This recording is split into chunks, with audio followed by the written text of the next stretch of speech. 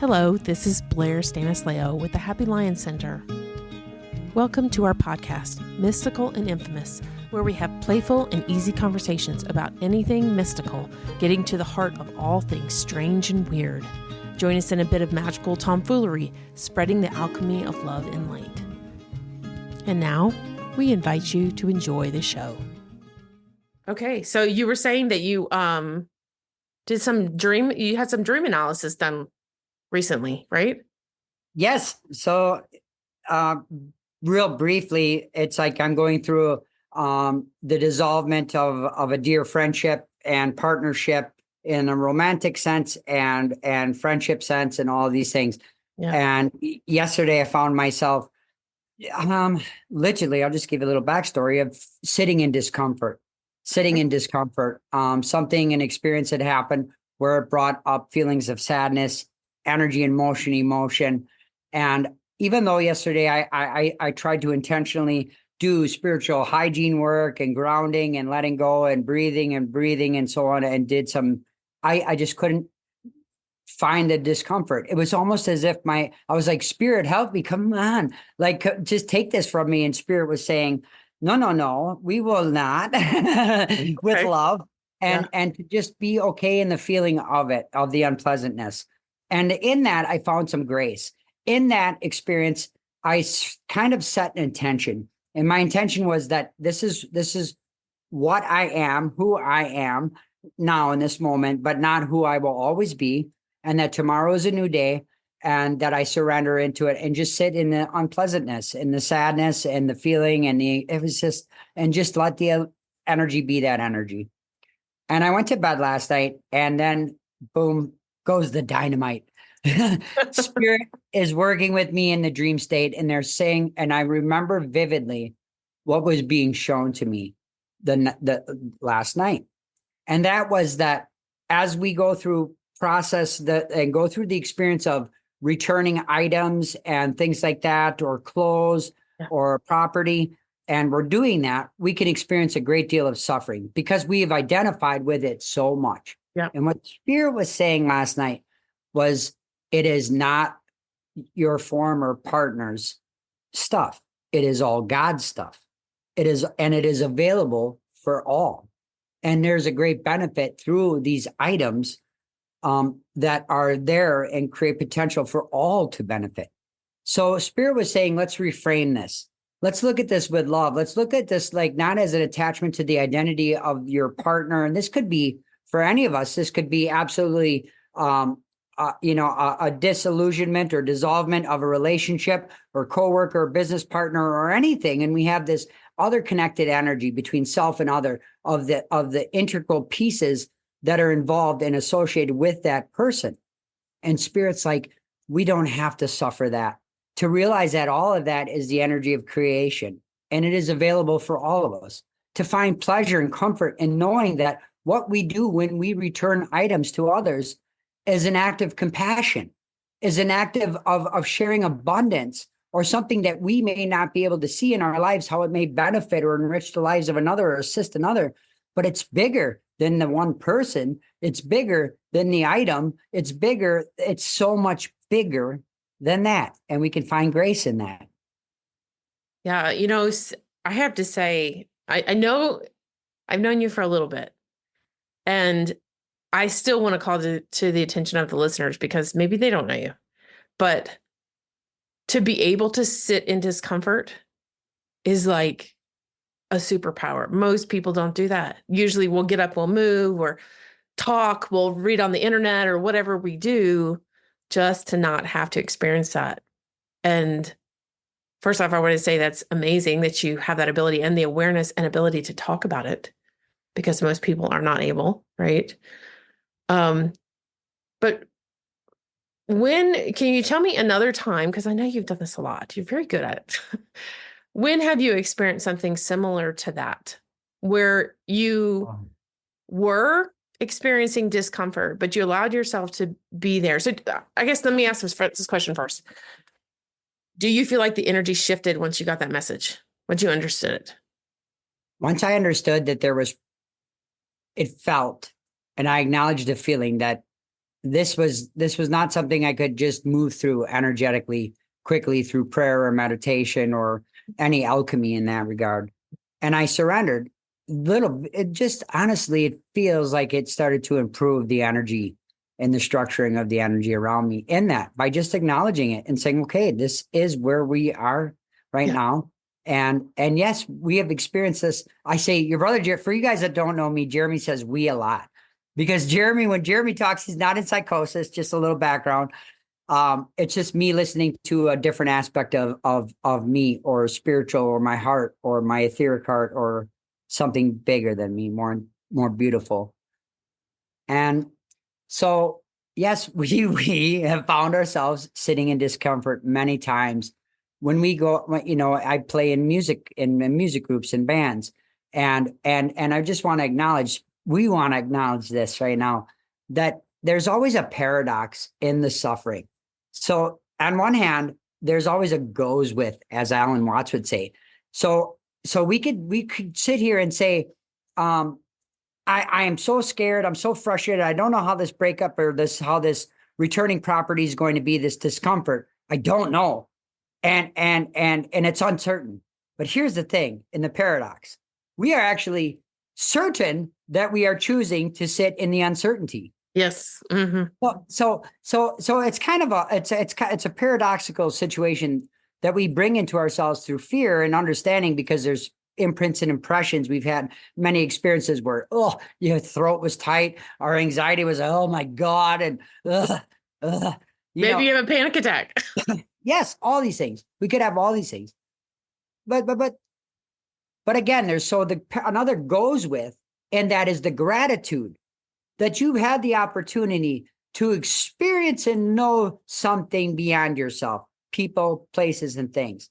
That you had an experience and were afforded the gift of being here in physical, and to experience this self and other perspective through so many variations and vibrations, whether or not that's people, places, and things. And so we have a bit of gratitude in that. It starts to reduce and restructure our energy and our thoughts and our perceptions in that. Yeah. Well, I actually just yesterday, Bashar was talking on my television. Yes. And he said something very similar to you, which was, you said you're certain that this is uneasy, right? Like, and he said, yes. He said one of his phrases was, I don't know what to trust. Yes, you do. You're trusting that you don't trust. You're trusting in uncertainty. Yeah. I saw the same thing. Did you? And here's another thing about that. Sometimes we feel like, oh my goodness, we should say this or that. Where did this information come from? I love Prince. And I just want all the viewers and listeners to know that it's okay, because Prince said this. When they asked the artist formerly known as Prince, they said, you have such a beautiful body of work. And he's like, what? I've never worked a day in my life. I've come, we are here for recreation. We are here. This is recreation. And that what Bashar said is wisdom, divine wisdom, and concepts that come through an individual. And so it's okay for us all to share that which has been shared, or whether or not that's generated from you as the being, or you've heard it from somebody. Yes, sister, I heard to say that's exactly who we're talking about. Because, and here's the thing, how the universe supports us. That is a direct alignment with the linear timeline that we are currently experiencing that supports us. And how do we discover such wisdom and knowledge or experiences in our life? By really choosing to be in our hearts, by choosing to sit with our discomfort in a beautiful way, in a non-resisting way, by choosing to what some still call healing, when realistically it's restructuring. Because we're in the deepest sense, and we can go deep in this conversation, we are already healed. We are already what humans called healed and restructured, only we're not aware the energy hasn't moved into alignment of that. So the more we say to ourselves, oh my gosh, I have to call this person, I need to do this therapy, I need to do this holistic care, I need to have that, the more we're actually creating more resistance to that, because our divine nature is the healthiest structure, mentally, emotionally, physically, energetically, astrally. It is always because, and how do we know that? So how do we know that? Because we cut ourselves and we have a cut on our hand. And there's a design in the cells that innately knows how to restructure to give the healthiest form to exist and experience. So all we need to do in that regard is keep the wound clean. And even still, if it's dirty in the wound, it's still going to want to try to regrow and get pussy and try to let go of what is causing resistance. So literally, we've been looking at this the wrong way and saying, my goodness, I need all this healing. Now like Bashar would say, you're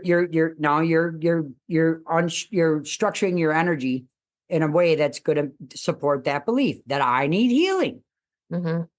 Yeah, it's funny because I just went to the chiropractor yesterday because I did something and I knew I strained a muscle, and it's funny because I find it's like we do know that. A lot of us know that, and if you don't know it, I hope you hear it in this conversation. But we know that we are the ones creating everything, and we know what it feels like to not be in alignment, because when we're first born, we don't know what not being in alignment is, but then we get cold.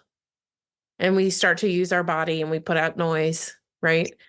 Or we have that cut and we're like, oh, there's a different sensation. Something's not right. Gosh. So I know that you're early into this since the dream happened last night, but I want to pull it back to this. How do things shift for you when you've had an experience, you're having an emotional experience, whether it be right, it's not happening right now. You're okay right now, but few hours ago wasn't so great. So my question is, how does it go for you when you have that opening or that realization or that realignment? And then how do you shift into this? How would you describe the shift into it? Great question. Thank you for asking. So if we look at life through potential, and then there is applied potential. So applied potential, let's slow that down and break that down. What is applied potential? So we have potential, which is energy that can move and form or become formless in any way it chooses. That could affect how we see things emotionally or feel things emotionally, our thought process, our perspectives, our bodies, all sorts of ways. It's just the potential energy. And what applied potential is, and this is this is not Jeremy saying this. This is like intuitive guidance meditation that has brought these concepts to your brother. What we call Jeremy. And so applied potential is a confluence. When you spoke of polarities, we're babies, we're born into the earth plate. We experience polarity through temperature, and it's one of the same thing. It's the same thing. Hot and cold is the same thing with that which is known as temperature.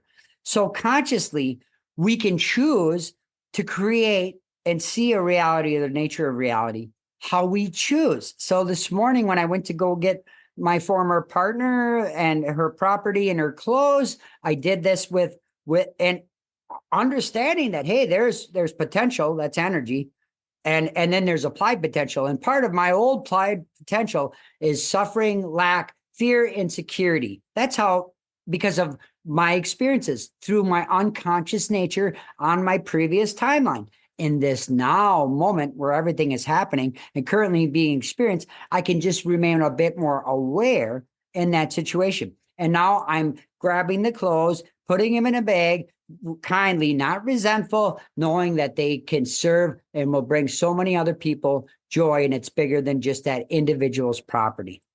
So now we're applying applied potential in the healthiest way, through the physicality and the energy and what we're experiencing, because we become more conscious, more aware, and less fearful. So you are still pulling because you referenced it, but you're still pulling the belief structures that you hold. You just mentioned, I've forgotten what they were, but not good feeling ones.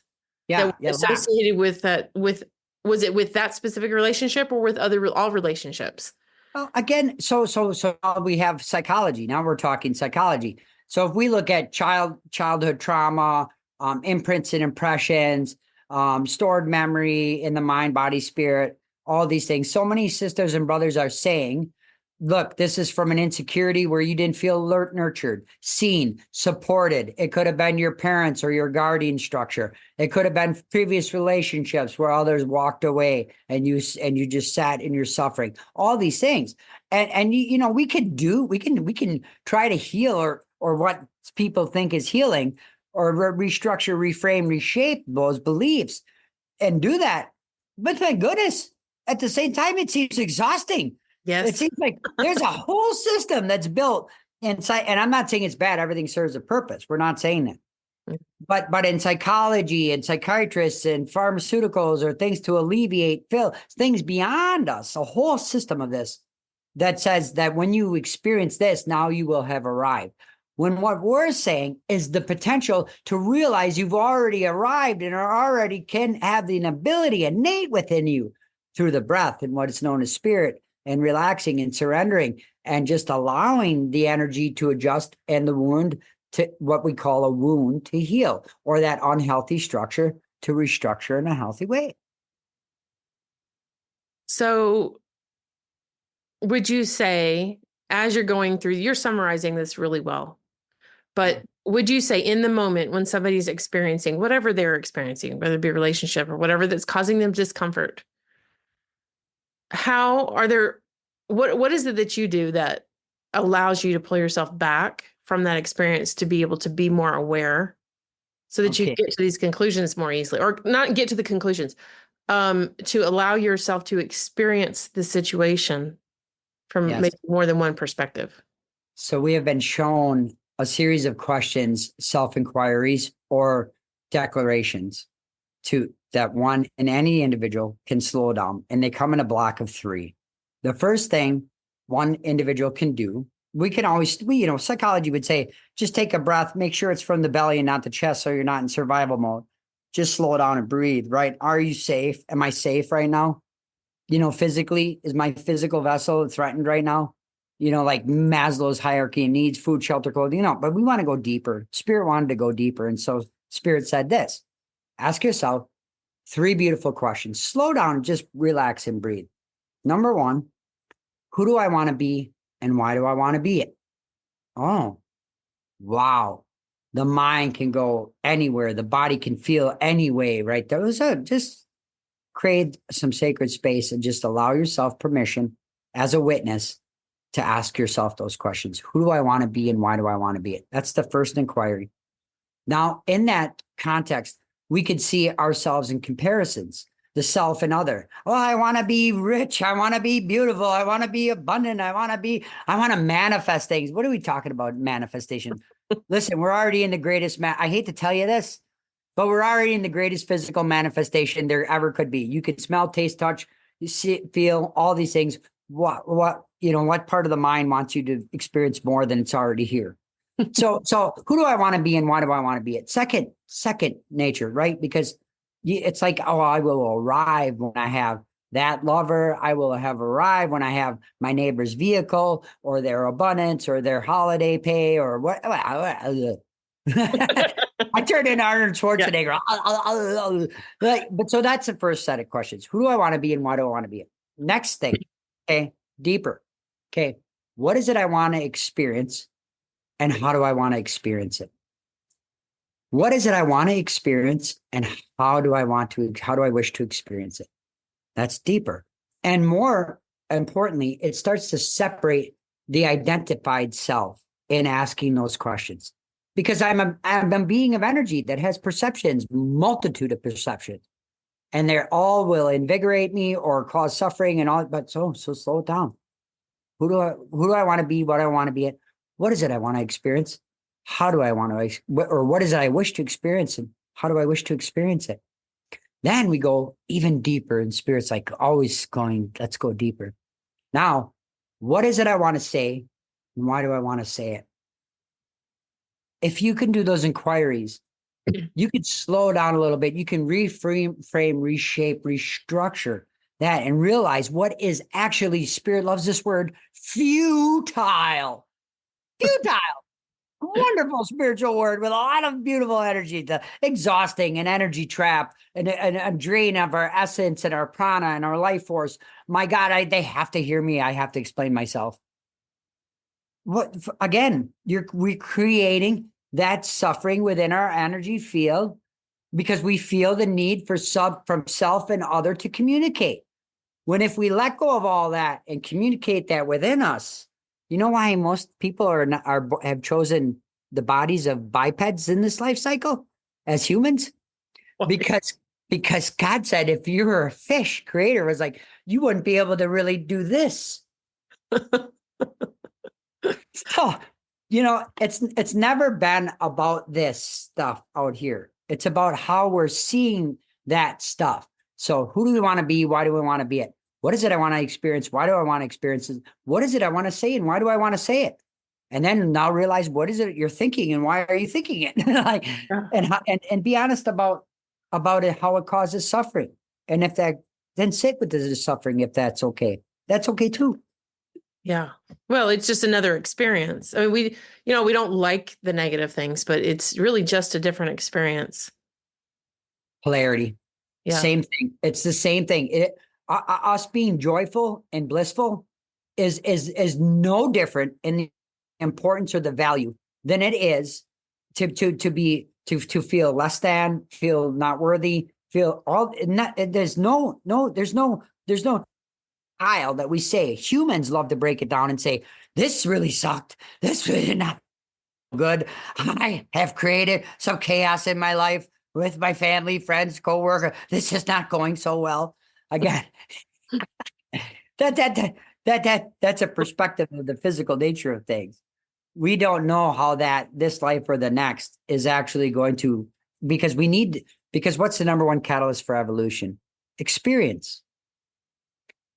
So in the value of the experience, the unpleasant, what we say in humanity is unpleasant, uncomfortable, actually has just as much value because at first it becomes preferred, then it becomes familiar, then it becomes preferred, then it becomes automatic. Mm-hmm. The more and more you allow, so that's a beautiful thing, right? So this is familiar, uncomfortable feelings, emotions, sadness, lack, anxiety. That's familiar. Okay, we've been here. We invite you in. We love you. My friend, anxiety. My friend, sadness. My friend, whatever that is. And now, and then it becomes preferred. But little by little, you're okay sitting with it in the unpleasantness. And then you move through it. Now that's what we call integration. So you've had this integrated experience of moving through and alchemizing the unpleasantness and converting it into potential, greater applied potential, beauty, renewance. Okay, we understand it. We got the life code we cracked the system. We know how to move through this. And this is wonderful. Yeah. So just share with people, if they don't know you, just share with them a little bit about how you became this. Oh. You are so adept at talking about this. A lot of people struggle with that. So my background comes from, I was born with, really, really briefly. I was born with cerebral palsy, molested by a man when I was a child, healthcare, dual diagnosis, psychologist, psychiatrist, you name it, all sorts of suffering, all sorts of identified. Then I was an IV drug user, deep in addiction for decades, and prescribed incredible amounts of opiates, on two different types of fentanyl patches at one point in my life, hydrocodone, Botox, cortisone injections. Always thought I would be that way. Something started to shift in me. One day, and during COVID is when I started to really let go and purge and reshape, reform, restructure. And I decided a couple of mantras would help. I would not allow others' fears to become my limits. Even though the doctors said that I would always need opiates, things like that, muscle relaxers, healthcare, in order to have any quality of life, I said, I will not allow others to tell me how my now looks, my tomorrow looks, or the rest of my days look, but me. And I did that with love. And everything started to reshape, restructure, purge, and reshape and restructure. And then I knew when I went to recovery, my first time I went a couple times, but that's okay. To an inpatient recovery facility, I remember having a feeling. I was like, man, what about the empath? It just doesn't feel like talking about this logically. This is deeper than that. So I had an epiphany. I was like, if I'm truly to start to restructure, or what humans call heal, I had to look at it that it was not who I was, identified self, but what I was, a multidimensional being human. Game changer. Game changer. So Yeah. So because you don't have to identify with all of that as readily. yes, Yeah. understanding that we perceive, can feel, sense, and know a multitude of energy in whatever form or formless variety that comes to, right? So, and I love what you said. Like, we should talk about that, Blair. When you were saying we should talk about sitting with discomfort, we don't talk about. We could benefit from talking about that more. We could benefit from saying, let's break the box down. Let's talk about multidimensionality. Let's talk about how we feel, sense, and know different things, or what energy fields are. Let's talk about that stuff, because why? Now we're creating greater applied potential for healthy change. Yeah. I have two other questions for you. I do want to touch on those, and then we can go back to the what you just talked about. Okay, I don't want to lose what I have in my head. So one question I have for you is, I would like you to address, I'm going to write down notes. I would like you to address the role that music has played in your life, specifically from an energy standpoint of like what shifts in your energy when you participate in those things. Because I think the experiences that you probably have had can be applied to somebody else's another form, maybe not music, maybe art, maybe who knows what, whatever, like ride a bike, whatever. So my first question is, because I know you love music and you have that group that you do stuff with. So tell us a little bit about how that came to your life and what it's done for you. So the universe, let's look at it through the realm of possibility. That the universe really isn't concerned with what we do, what we create, what we generate. What it does concern itself with is the intention behind it. What it does concern itself with is what it doesn't, is not whether or not we are aware of it, more omniscient, more fully aware of what we're doing and why we're doing it. And there's a cause and effect. These are universal laws. And so whatever is created, let's say it this way, whatever is created out of frustration will continue to generate frustration. Whatever is created out of deep reverence will continue to generate deep reverence. Whatever is so, right? We can say in along raw logic that this absolutely makes sense. Jeremy's going to bake a cake for Blair, going over to Blair's house for a beautiful potluck thing. Jeremy, no, I'm gonna bake a cake. I come home, I'm irritable, discontent. I'm throwing stuff in a pan. I'm like, yeah, blah, blah, blah, blah. And I'm gonna show up at the house, and now I'm like, that's it. That's all I have. Here you go. It looks like crap. I'm not worthy. And everybody in the vicinity is like, oh, and it's like an instant transmutation of energy. And everyone's like, oh yeah, no, maybe I'll have a piece later. Oh, but if Jeremy comes home and he's in a beautiful balanced state, energetically, all my slicing of my bananas go into the pie, whatever we're doing, everything is made with love. It's so beautiful. No matter what, even if it doesn't look pretty, it's still made with love. And everyone's like, oh, you're so kind. You're so beautiful. You tried, you created. So thank you so much. And now they'll have a piece no matter what, even no matter what it looks like, because it's out of love, because it was made with love. Yeah. And it generates love. So to circle back around in music, it's the same thing. If we're listening to, I love all styles of music, but I've chosen, and it's really helped me on my path to restructure, by choosing what kind of artists I listen to, because whatever artist that artist was in the state of when they created it, that will transfer, that energy will continue to vibrate out. And it's because it was constructed and structured through the intention, whether or not they knew it or not. So when we listen to aggressive metal music, I'm not trying to pick on metal. It doesn't matter, because you can listen to spiritual music too. And if you really listen to the subtleties, you can go, man, they were really hurting. And now what happens when you listen to spiritual music and this, man, I'm hurting. because that's a vibrational match, because it's going to say to everything in the suffering or the unhealthy structure within you, hey, this too needs to get processed. This too needs to get released. You see what we're saying? So music is huge in that regard, because it's intention and its frequencies, and that's what was created or structured. Well, I think the thing about music and other, I mean, you could say visual arts is similar. You say anything is similar. Like you said, food, right? It can be Absolutely. anything, but for music, seems like it might be a little bit stronger because we understand the frequencies of music. And it's funny that you say that, because when I was younger, because I do love all different kinds of music, okay?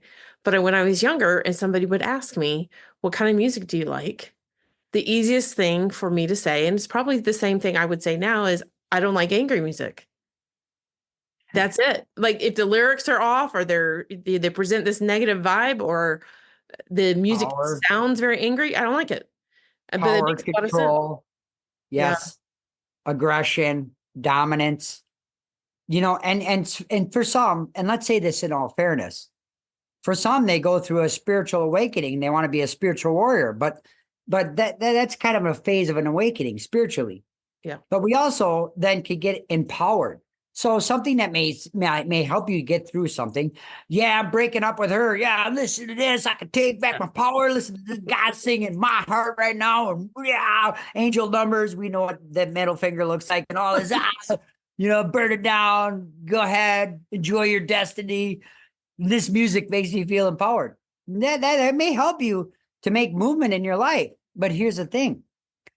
The spiritual warrior can be ignorant and attached to what we call the fool archetype, which in its most ignorant state is not understanding what karmically we're doing or causing.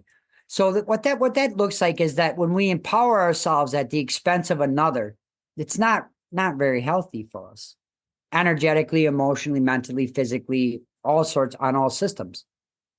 So though it may absolutely, there's a great deal of the collective that's listening to music about breakups and things like, and that helps them get through that. But that doesn't make us more conscious. And that's the thing. That doesn't make us more conscious. And that's the thing. And that might just upset some people. What do you mean? What are you talking about? Well, you have to be honest, and you're choosing for yourself. If you really want to become more conscious, which is to understand the truer nature, cause and effect, purpose, part of the design and everything, and seeing it from a beautiful, loving, unified view, then you will choose to be honest with yourself and say, yes, there may be truth to these words that this Me Too Jeremy's saying. Yeah. Okay. So the next question I have for you is just as big, but I think you have probably some words that will really help. All of us struggle understanding what we oftentimes call the mind. Okay. And my question for you is, do you have any words of enlightenment about how to deal with the mind itself getting in the way of this spiritual growth? Yes. So, okay. Yep. So we were just showing a vision of a glass slipper. I just saw, like, in my heart, my mind, I see a glass slipper on a foot. And glass is an insulator. Okay. So as I'm working through why Spirit showed me a glass slipper, it's an insulator, right? So it stops the flow of energy in that regard. Okay. So Cinderella wore a glass slipper, beautiful, opulent, how beautiful, how wonderful.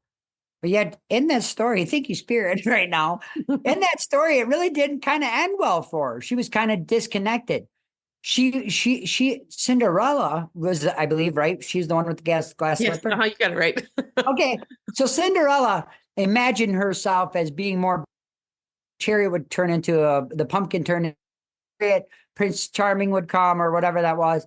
And with the stepsister or whatever the heck the story was. Mm-hmm. Right. But she's insulated through the beauty, or feeling like I will have arrived in my human experience. Okay. Where I hope you understand or speak Jeremy's. This is a language in itself. But in that Cinderella, there's so many allegories in that. She wanted opulence. She wanted a glass slipper. Everything would improve if she had that. You're asking about the mind. We acknowledge that. It starts with our physical and beauty and grace and embodiment in the physical material realm. So if Cinderella would have taken off the damn, let's say that with love, the doggone glass slipper, never needed it in the first place, just went barefoot, breathed, listened to the birds, listened to the trees, embodied her human physical experience with love. That is the grounding confluence of energy that starts to adjust the systems that says to the human being, I'm grateful to be here. And that improves our mental body. Did you follow us on that? Yes. It makes sense, doesn't it? Yes. It's like, wow. So let me see if I can summarize and correct me if I'm not saying it right. Allow the mind to be what it is and experience life as it is, even with the mind, but not attaching to it. Yes. And in the body, in your grace, and by embracing your human experience. Now, we don't want to get too deep into earth star chakras, stuff like that, but we don't have to understand those things.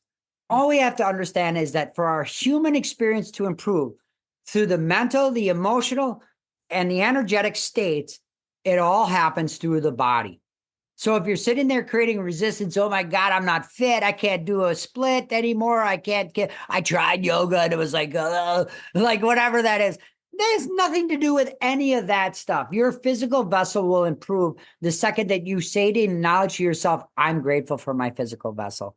I'm grateful for the physicality, the life force, the prana, the plants, the trees, the birds, nature. Everything starts to improve. Because now it says that this vessel, this spirit, this consciousness has the operating system and is signing into it, is accepting and loving and embracing it.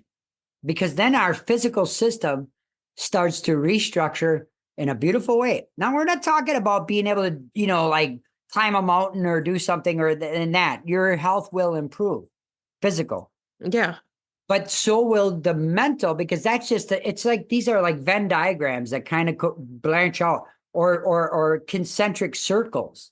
And it all starts with our physicality, the body, and saying that my connection to earth is divine and I'm grateful. Yeah. Okay. So now we can shift into the discomfort. That was a good leeway because you're talking about being in the body to help align or recalibrate the mind, which then recalibrates other things. So it's like a ripple effect. When we're in discomfort, what tactics, maybe is the word, would you suggest for people listening? So speak to the cells of your body. We will say this, communicate to them as if they are intelligent, because they are. The elements themselves are the key keepers. And what we mean by saying that is earth, water, fire, and air that make up your physical avatar and energetic in so many other ways. The elements are intelligent. They are the keepers of your experience, what's known in Sanskrit language as runanabandha, which means memory. And that could be pleasurable or unpleasurable, pleasant or unpleasant, but it's memory stored in elements of the cells of the body. So all imprints, impressions, not only through you, runanabandha means memory of the mind, the intellect, because that's a deal-making, deflecting, crazy bugger. and then our physical bodies, right? And our spirit. That's runanabandha. Now, the reason we didn't say emotion is because that's a byproduct of the memory. It just transmute energy and motion. That's why we're not saying the emotional body. But when you're speaking to the cells, saying, I'm so grateful, thank you so much. Because Dr. Emoto, for you guys that don't know, Dr. Emoto, from the Japanese scientist who studied consciousness of water, has proven scientifically that it restructures and reforms in beautiful geometric structures when spoken to love, when spoken with grace, when encouraged or spoken to. So the elements are the same way.